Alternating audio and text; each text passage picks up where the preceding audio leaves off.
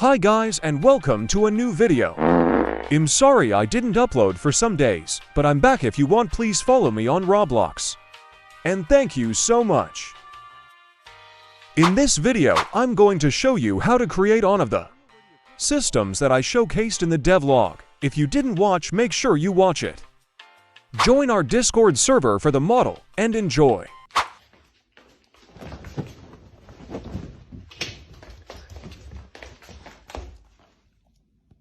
Alright guys, this is how it looks like. You pick up a box and then you are able to stack them. This is the pickup system that I have in my game. But I modified it to make it stackable. Shout out to those people. As I said, the link for the model is in our Discord server. Make sure you join and become part of our family. We started by creating a variable for the part that we will touch, and a timer to avoid spamming the touch, and finally a variable for the part's name to avoid having the same name for a reason.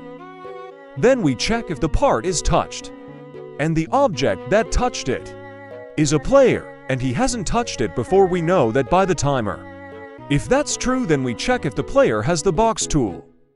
If that's true, then we create a weld to make sure that the part that we will insert stick to the current box we have and doesn't fall or spawn in a weird way.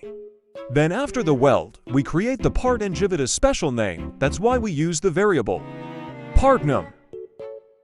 Now we give the part's properties the same properties as the previous box, and that's how it will work. Every new part will take the previous part's properties and having a new name, and on top of it I have made a string variable that will take the previous part's name, which is inside of our script. That's how we will get the properties.